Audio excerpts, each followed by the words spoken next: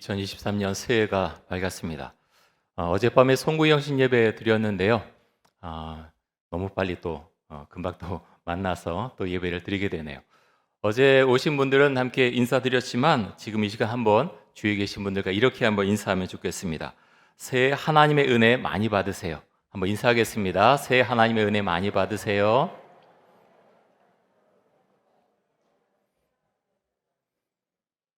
하나님께 주시는 축복과 은혜가 여러분의 삶과 가정 가운데 충만하게 임하기를 주의 이름으로 축원을 드립니다. 여러분, 우리에게는 예배가 정말 중요합니다. 어제 송구영신 예배 드리고 이렇게 또 1월 1일 이 아침에 오전 시간에 함께 모여서 예배 드린다고 하는 것 너무나 귀한 일이죠. 기독교는 여러 가지로 표현할 수 있지만 예배가 중심입니다. 예배 종교라고 말씀을 드릴 수가 있죠. 하나님은 사람들로부터 정말 예배받기를 원하셨습니다. 노아도 하나님을 예배했고요. 아브라함도 하나님을 예배했고 다윗도 그리고 엘리야와 엘리사, 이사야와 예레미야 같은 선지자들도 하나님을 예배했습니다. 시편 50편 5절에 보면 이렇게 말씀합니다. 이르시되 나의 성도들을 내 앞에 모으라.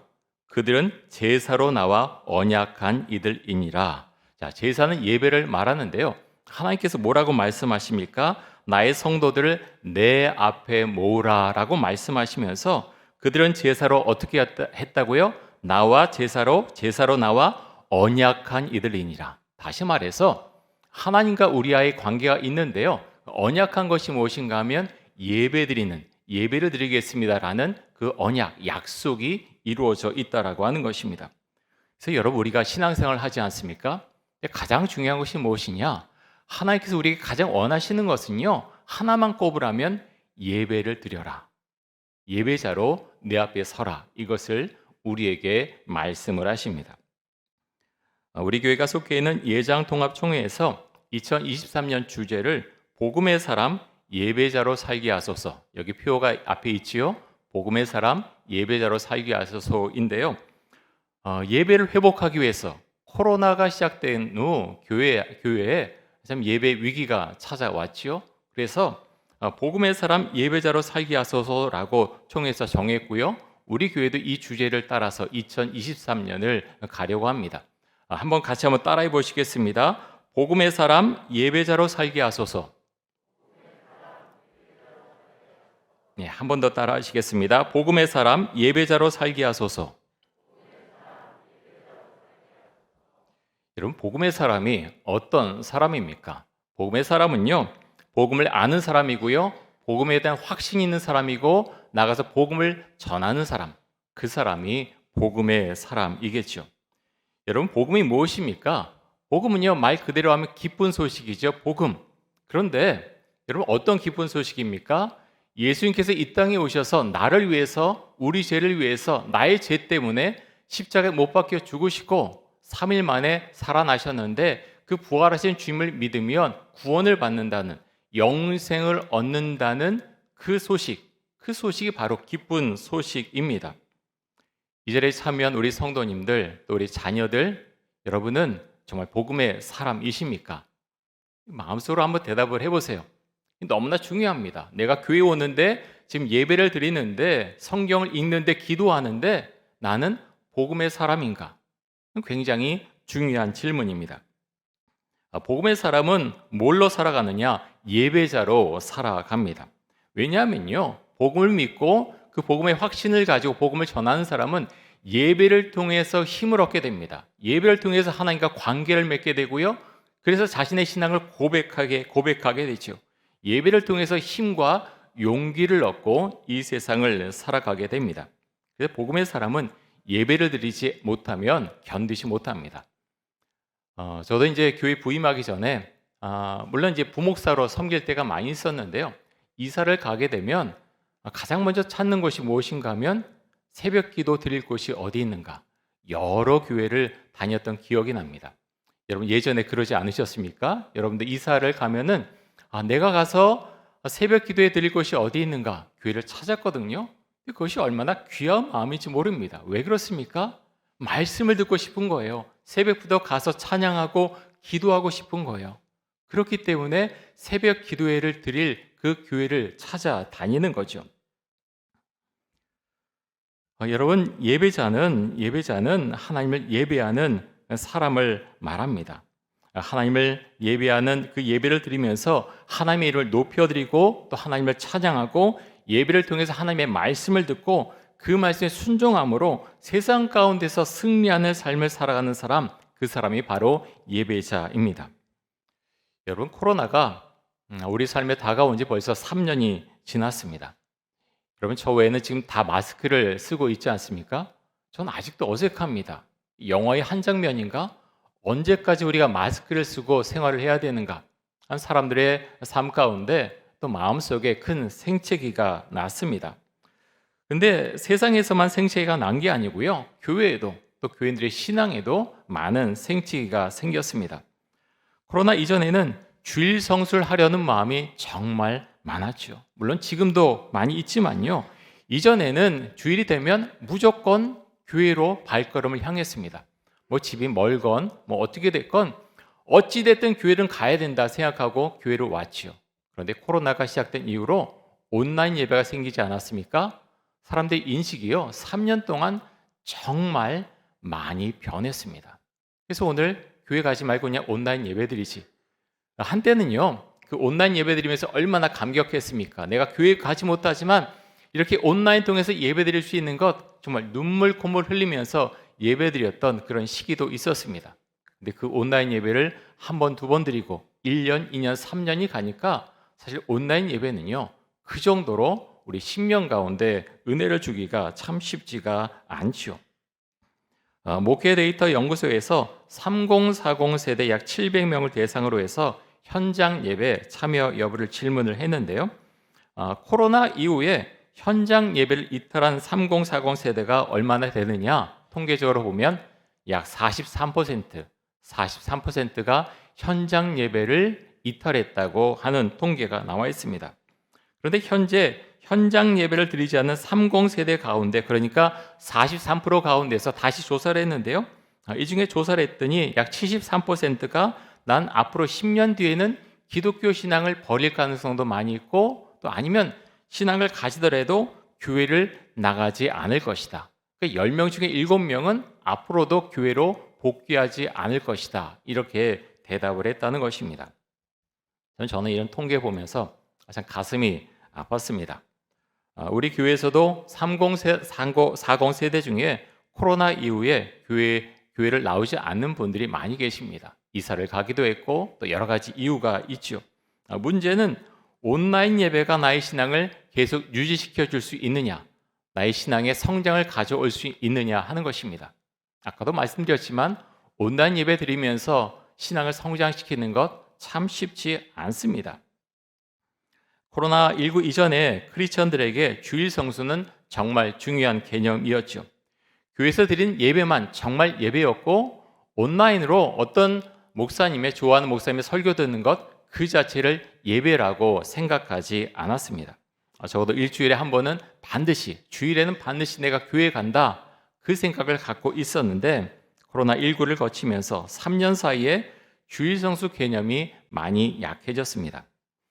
여러분, 온라인 예배 없애면 교회 오지 않던 교인들이 교회 올까요? 그럴 수도 있지만 그렇지 않을 수도 있죠. 일부분은 오겠지만 일부분은 오지 않을 것입니다. 미국 같은 경우 코로나19가 좀 약해지니까 그 온라인 예배를 바로 끊어버린 교회들도 있었습니다. 그런데 여러분, 그것이 참 쉽지가 않습니다. 그러면 온라인으로 예배드리는 분들은 정말 신앙이 없는 분들이냐, 하나님을 믿지 않는 분들이냐, 우리는 그것을 판단할 수 없죠. 하나님을 믿고자 하는 마음이 있기 때문에 사실 온라인으로 예배드리는 거고요, 또 좋아하는 목사님의 설교도 듣는 것이죠. 우리는 그렇게 생각하고 판단할 수는 없습니다. 그런데요, 교회라고 하는 공동체를 생각하면 참 마음이 아픕니다. 이런 현상이 일어나고 있는 것 참 마음이 아프죠. 도정한 시인의 폐허 이루라고 하는 시가 있는데요. 저는 이 시를 읽으면서 참 요즘 목회자들의 마음이 이 시 가운데 담겨져 있다라는 생각을 했습니다. 폐허 이루라는 시인데 그 일부분을 조금 읽어드리도록 하겠습니다. 사막에서도 저를 버리지 않은 풀들이 있고 모든 것이 불타버린 숲에서도 아직 끝나지 않았다고 믿는 나무가 있다. 화산재에 덮이고 용암에 녹은 산기슭에도 살아서 재를 털며 돌아오는 벌레와 짐승이 있다. 사막에도요, 풀이 있습니다. 그리고 불타버린 숲에도 남아있는 나무들이 있죠. 화산재로 덮인 산기슭에도 벌레와 짐승이 살아남아 있습니다. 이 시를 보면서 좀 과장되게 표현하면 코로나를 지나고 있는 교회의 모습이 바로 이와 같지 않은가 하는 생각을 해보게 됩니다. 여러분, MZ세대라고 부르는 세대가 있습니다. 들어보셨는지 모르겠습니다. 이 MZ세대는요, 1980년대 초에서 2000년대 초 출생한 밀레니얼 세대와 1990년대 중반부터 2000년대 초반 출생한 G세대를 하나로 묶은 표현입니다. 그것을 MZ세대라고 하는데요. 이 MZ세대는 이전 세대와는 정말 확연히 차이가 나는 그런 세대입니다. 한국교회 트렌드 2023이라는 책에 보면 MZ세대에 대해서 이렇게 설명을 하는데요. 제가 조금 읽어드리겠습니다. MZ세대는 교회도 직장에도 충성하지 않는 세대, 개인이 일보다 우선하는 세대, 하지만 자신이 좋아하는 일에 한번 집중하면 돈이나 시간을 아끼지 않고 끝장을 보는 세대다. 젊은이들이 교회를 떠나는 현상이 안타까워 이제라도 그들을 이해해 보려고 페이스북에 가입해 보지만 MZ세대들은 이미 페이스북을 떠난 지 오래다. 페이스북은 너무 올드하다는 이유 때문이다. MZ세대들은 양보다 질을 더 중요하게 여긴다. 친구의 숫자보다 의미 있는 관계성에 집중한다. 그래서 어른들이 SNS 친구 요청을 하면 그 SNS를 탈퇴해버린다. 쫓아가면 도망가는 세대, 그들이 MZ세대다. 저는 이 책 읽으면서 이 마지막 부분, 쫓아가면 도망가는 세대, 그들이 MZ세대다. 그러면서 목회를 어떻게 해야 되나, 어떻게 다가가야 되나 고민이 많이 생기고요. 기도할 수밖에 없다라는 생각이 들었습니다. 그러면서 이 한국교회 트렌드 2023이라는 책에서 MZ세대에 대해서 여러 가지 설명을 하면서 하지만 결론적으로 교회로 돌아올 수 있는 여러 가지 방법이 있는데요. 그 방법의 중심이 무엇이 있는가? 중심에는요, 결국 복음밖에 없다는 것입니다. 복음이 그 중심에 있습니다. 복음은요, 성령의 역사하심입니다. 코로나 때문에 시대가 많이 변했지요. 사람들의 생각도 많이 달라졌습니다. 하지만 복음이 그 마음속에 들어가면 그 사람은 복음의 사람으로 살아가게 되고 예배를 생명처럼 여기게 되는 것입니다. 여러분, 복음이 들어가면요, 성경 말씀 펼쳐보게 됩니다. 복음이 들어가지 않으면 성경, 교회를 10년, 20년 나에도 집에 가서 여러분 성경 보십니까? 성경 펼쳐보신 분은 복음이 들어간 분입니다. 하지만 성경을 펼쳐볼 마음이 전혀 없다. 아직 복음이 그 마음속에 들어가지 않은 거죠. 하나님을 믿으면요, 정말 하나님과 관계를 이루면 성경을 펼치게 됩니다. 큐티도 하게 되죠. 또 신앙서적도 읽게 됩니다. 왜 그렇습니까? 궁금하기 때문에. 하나님이 누구신지, 내가 어떻게 하나님을 믿어야 되는지 너무나 궁금하고 그렇게 하고 싶기 때문에 말씀을 읽게 되고 큐티도 하게 되고 신앙서적도 읽게 된다고 하는 것입니다. 복음이 들어가면요, 뜨겁게 기도합니다. 말씀을 읽으면서 그 말씀이 내 심령을 파고들기 때문에 그 말씀을 가지고 뜨겁게 기도하게 되죠. 그래서 주님께 묻습니다. 하나님, 제가 어떻게 살아야 됩니까? 어떻게 하나님을 믿고 살아야 됩니까? 이렇게 불안전하고 불확실한 시대 가운데서 저는 무엇을 하며 우리 가족들과 어떻게 살아가야 됩니까? 기도하게 됩니다. 사랑하는 성도 여러분, 여러분 요즘 어떻게 살아가고 계십니까? 매일 나에게 주신 말씀을 먹고 그 말씀을 가지고 뜨겁게 기도하고 그 말씀에 순종하십니까? 여러분, 시대적으로 굉장히 어렵지요? 우크라이나 전쟁, 그 여파가 전 세계로 번지고 있고 물가도 굉장히 오르고요. 월급은 그대로인데 물가는 계속 오르고 있고 그리고 금리는 또 올라가고 있고 사는 게 참 쉽지 않습니다. 기업하시는 분들도 너무너무 어렵지요. 도산이 여기저기에서 일어나고 있습니다. 그런 가운데서 여러분, 참 기술이 발달하고 여러 가지가 참 좋아지고 있지만 사람들의 마음속에 있는, 현대인의 마음속에 있는 불안은요, 두려움은요, 점점 커져만 갑니다. 왜 그렇습니까? 뭔가 무너질 것 같고 내 삶이 여기서 끝날 것 같고 무엇을 어떻게 해야 될지 모르는 그런 상황 가운데 처하는 경우가 너무나 많기 때문이죠. 여러분 그러면서 우리는요 정말 주를 믿는 사람들 결국 주님께로 돌아갈 수밖에 없습니다. 복음으로 돌아가고요 예배의 자리로 돌아올 수밖에 없는 것이죠. 코로나19를 지나면서 교회에서 가장 큰 어려움을 겪는 것 중에 한 곳이 교회 학교입니다. 이런 현상은 코로나의 영향이기도 하면서 MZ세대가 교회에 나오지 않음으로 인해서 그 자녀들이 교회에 오지 않기 때문에 일어난 현상이기도 합니다. 여러분 우리는 학령 인구가 현재 지금 줄고 있다는 그것을 분명히 인지를 해야 됩니다. 앞으로 10년 후인 2035년이 되면요 현재 학생 인구의 약 30%가 줄어든다고 합니다. 사라지는 거죠. 교육부 산하 2021년 교육통계 자료에 의하면 2020년부터 2035년까지 큰 폭의 감소를 예상하고 있는데요.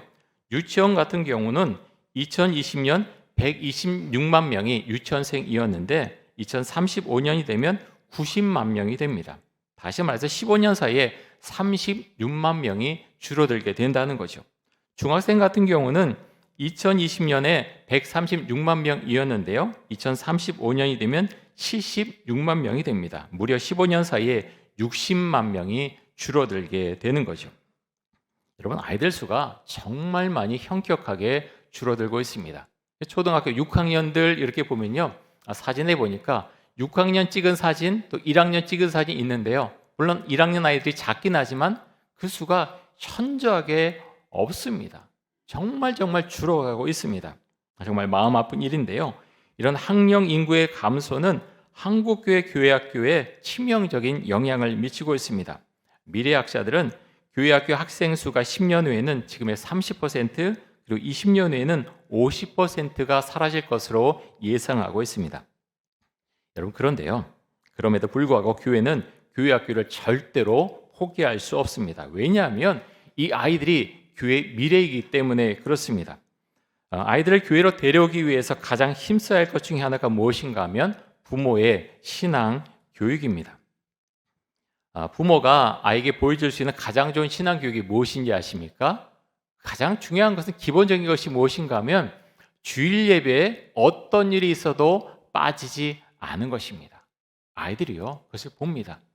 우리 엄마 아빠가 우리 부모님이 어떤 일이 있어도 주일 예배에 절대로 빠지지 않는구나. 나도 그래야 되겠다 생각을 한다는 거죠. 자, 올해부터 우리 교회는 교회학교도 큐티인 교재를 사용을 하게 되는데요. 큐티인 교재가 좀 나뉘어져 있습니다. 새싹 큐티인, 또 어린이 큐티인, 청소년 큐티인 연령별로 이렇게 나뉘어져 있는데요. 좋은 점이 무엇인가 하면 이전에는요 주일에 교회 오면 선생님들과 함께 공과 공부를 했죠. 그런데 코로나 때는 사실 공과 공부도 제대로 한번 해본 적이 거의 다 없습니다. 근데 큐티 교재가 참 좋은 것은 매일매일 할 수 있는 교재라는 점에 있습니다. 매일 하나님의 말씀을 대할 수 있다는 거죠. 두 번째로 좋은 것이 무엇인가 하면 부모님들이 사용하는 큐팅 교재와 이 아이들이 사용하는 그 큐팅 교재 본문이 똑같습니다. 그래서 오늘 내가 어떤 말씀을 받는지 아이들과 함께 이야기 나누고 소통할 수 있다는 장점이 있습니다. 사랑하는 성도 여러분, 우리가 정말 복음의 사람으로 또 예배자로 올 한 해 정말 뜨겁게 그렇게 살아갈 수 있길 간절히 원하고 축복합니다. 복음을 전하는 자로 예배자로 살아가기 위해서는 먼저 우리가 교회가 어떤 곳인가 좀 알아야 될 필요가 있는데요. 자, 성경 이 교회가 어떤 곳인가 알 수 있는 말씀 중에 한 곳이 사도행전 2장 말씀입니다. 자, 사도행전 2장 42절부터 47절까지 한번 보겠습니다.